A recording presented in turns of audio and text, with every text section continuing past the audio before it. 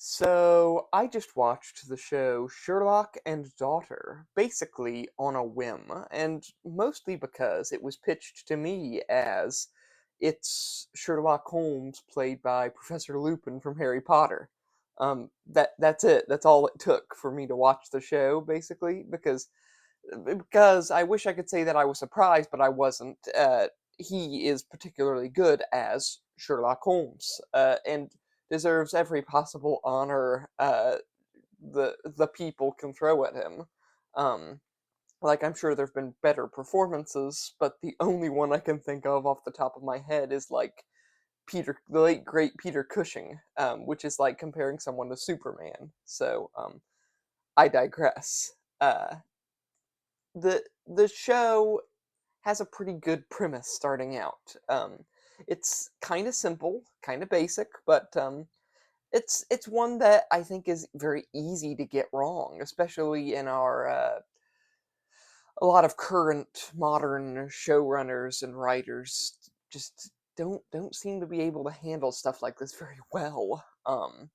But okay, without further ado, it's the show is about this girl. Is she's the super smart, intelligent, and surprisingly capable young woman who's on a ship headed for London, and after a shocking spoiler alert, her mother was tragically unalived, and also while on the boat, she happens to make friends with a rich American girl, and they sort of part ways. But the story circles back around to that a little bit later. Um, the important thing to know now is the girl. This American girl. She goes straight to meet Sherlock Holmes because she found out from a letter left by her mother that she is Sherlock's daughter. Her name is Amelia, by the way. And apparently, Sherlock had an affair with this woman who was part of a Wild West show that passed through London years ago, and there she is, the product of that union.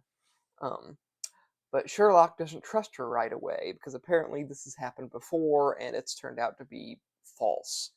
Um, and so Sherlock has to do some research, has to figure out who she really is, and then, bam! Uh, the rich girl who Amelia had made friends with on the boat has turned up missing. This girl, Clara, Carla, whatever. Not important, but also not a horrible character in her own right. Good for her purposes, and not horribly acted either.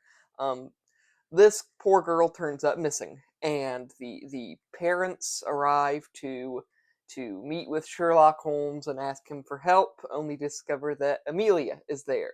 And they're like, "Oh, aren't you that poor peasant girl who our daughter was chit-chatting with? You must work for Sherlock Holmes. This is perfect. Now you can help."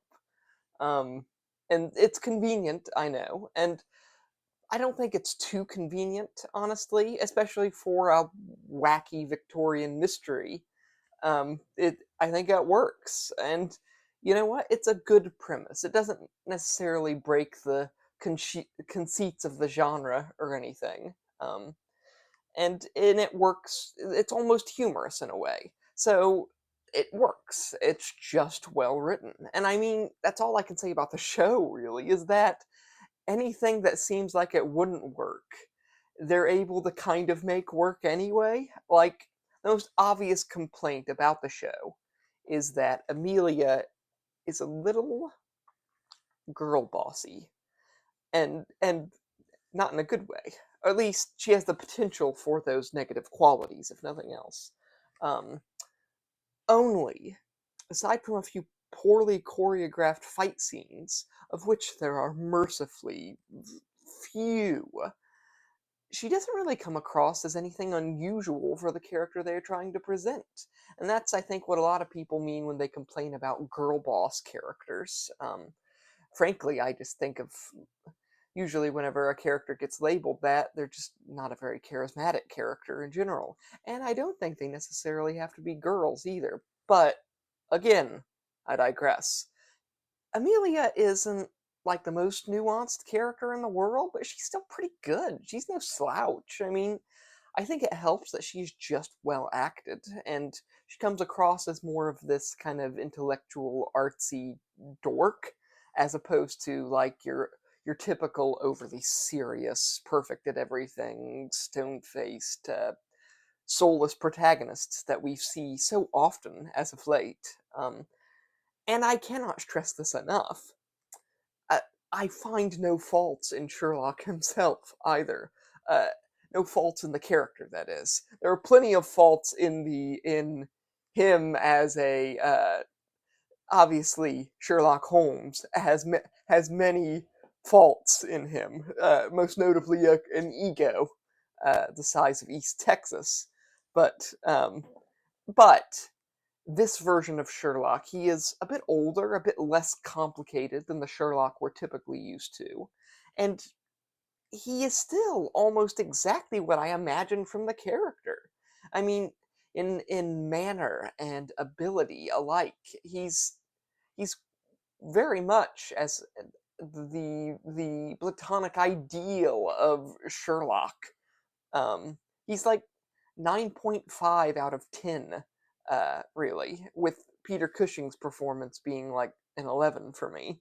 Um, and while both Sherlock and Amelia are not perfect in this, they also happen to be a very good team in the show. I'm kind of impressed in that regard. The writers have a lot of respect, obviously, for the character of Sherlock Holmes, and I think they give him a pretty good challenge in the form of the Red Thread Crime Syndicate. Ooh, spooky. Um, and if I may indulge in a slight single spoiler about the show, it is this: Professor Moriarty is in it. He's in the show. Not the main villain, but my God, is he good in this? This devious, meticulous thinker, this self isolated and plotting spider, right? And like, I can think of no other performances of Professor Moriarty that even come close to this. Even the Benedict Cumberbatch show's attempt at Moriarty, which was just wildly different and sort of charismatic. It doesn't even come close to this, and especially since this is a fairly book accurate, story accurate Moriarty. This is Moriarty played well and written well, and in the end, he isn't even outsmarted by the people who try very hard to outsmart him in this, which I think bears repeating because of how important it is. The writers do not screw over Sherlock or Professor Moriarty in order to make their own new characters look good. And that is incredible, especially given our current climate. I mean, that is remarkable. Nature is healing. And the sweet mother has given us a great Sherlock Holmes TV show in return. Um, it's not perfect necessarily, but it is really very pretty darn good. Good enough that if there were many faults in logic or performance, I was too invested in this weird, convoluted little mystery to care all that much. Um, so yeah, I give Sherlock and Daughter like 4 stars and a quarter. It's good. It's That's all I can say. It's pretty darn good. So yeah. Bye.